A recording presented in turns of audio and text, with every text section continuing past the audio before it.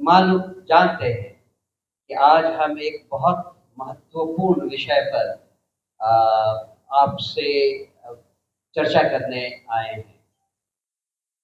अभी-अभी हम 2 जगह से आ रहे हैं। नालंदा जिले में नूरसराय थाना है, जहाँ पे चौर बीघा गाँव है। वहाँ पे एक 35-36 वर्ष का सामान्य सा मजदूर जो पेंटिंग वेंटिंग करता था, घर से निकला सुबह 7:30 बजे, कल की घटना है। और घर से 150 मीटर दूर पर उसे गोली मारकर उसके बाद चाकू गोद कर उसकी हत्या कर दी गई। हत्यारे का अभी तक पता नहीं, जबकि वीडियो क्लिपिंग है उस हत्या का। हम उसके बाद नालंदा जिले में ही रहवी थाना पतासन गांव में गए, जहां पे 23 मई को एक 62-65 साल की वृद्ध महिला को सामंती विचार के कुछ लोगों ने उनके घर पे आकर ऐसा मारा कि उनको ब्रेन हेमरेज हो गया और हॉस्पिटल का चक्कर लगाते लगाते उनका देहांत हो गया। ये तो आज हम देख कर आए हैं। उसके अलावा इसी माह में बहुत सारी ऐसी घटनाएं हुई हैं जिनसे लगता है कि बिहार में वापस जंगल राज आ रहा है या आ गया है। इतनी ज्यादा लॉलेसनेस शायद जंगल राज के समय में ही दिखाई दी थी।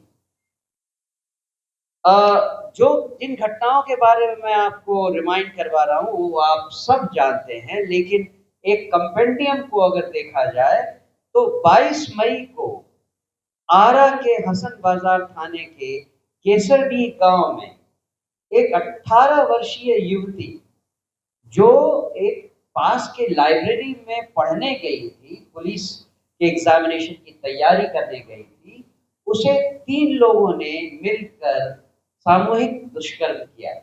उसके बाद उसे मार भी दिया गया। अब ऐसी घटना पुलिस स्टेशन के 100 मीटर दूर हो रही है। लाइब्रेरी एक पब्लिक जगह है, लेकिन पुलिस आज तक कातिलों का पता नहीं लगा पाई है।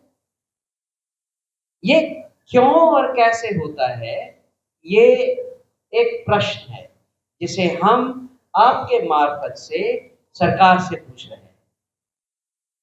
उसी तरह से आपने देखा होगा कुछ दिन पहले ही दरभंगा में एक बुधवार का दिन था, स्कूल जा रहे एक टीचर को, एक शिक्षक को अज्ञात अपराधियों ने गोली मारकर हत्या कर दी। उसके कुछ दिन पहले सारण में पुलिस टीपीओ में शराब पार्टी करते हुए एएसआई को गिरफ्तार किया गया।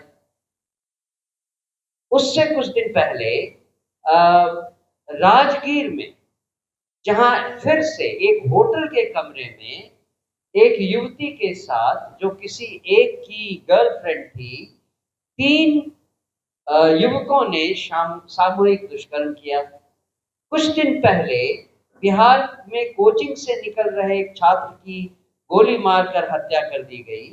मतलब ऐसा लगता है कि व्यवस्था कानून के नाम पर कुछ बचा ही नहीं है बिहार में। उस पर से तुर्रा ये है कि बहुत सारी घटनाएं जो हुई हैं वो मुख्यमंत्री जी के अपने जिले में हुई हैं, जहां से वो आते हैं। अगर मुख्यमंत्री जी के अपने जिले में पुलिस इतनी कार्रवाई नहीं कर सकती कि लॉ एंड ऑर्डर को संभाल कर रखे, तो बिहार के की बाकी जनता क्या सोचे और किस तरह से अपने आप को सुरक्षित माने। हम एक और बात यहाँ कहना चाहेंगे जिसके कारण ये आज का हमारा ब्रीफिंग बहुत सेंसिटिव और इम्पोर्टेंट है। चुनाव में केवल 5 महीने रह गए।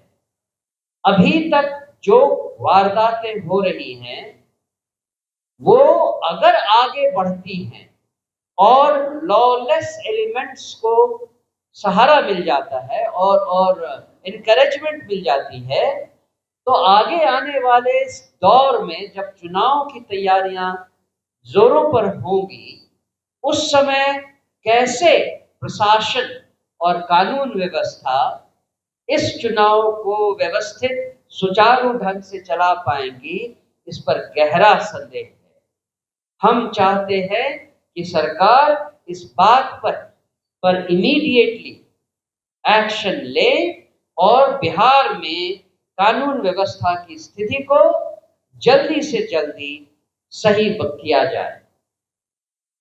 इससे पहले कि आप कुछ सवाल पूछे, मैं चाहता हूं कि रामबली जी भी आपको एड्रेस करके दो चार बातें। बिहार के 13-14 करोड़ लोगों के भविष्य पर मैं धब्बा नहीं बनना चाहता हूं, उनकी सुरक्षा करने में असफल हूं। ऐसी स्थिति आ गई है बिहार के अंदर, इसीलिए आपका जो प्रश्न था बिल्कुल अपने आप में उसका उत्तर मिल गया।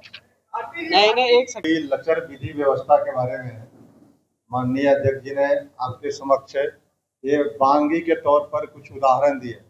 इसका मतलब सिर्फ इतनी ही घटनाएं नहीं घट रही है, बहुत सारी घटनाएं घट रही है जिसका रिपोर्टिंग आप तक या हम लोग तक नहीं पहुंच रही है, और हम लोग अब घटनाओं में जाते जाते परेशान हो गए। कल ही हम भोजपुर गए थे, यहाँ की जिक्र कर रहे थे, एक 18 साल की लड़की के साथ जिस तरह से गैंगरेप हुआ और गैंगरेप होने के बाद हत्या हुई, और उसकी दूरी महज 100 मीटर नहीं थी, और अभी तक पुलिस 5 घंटे के बाद वहाँ पहुंची।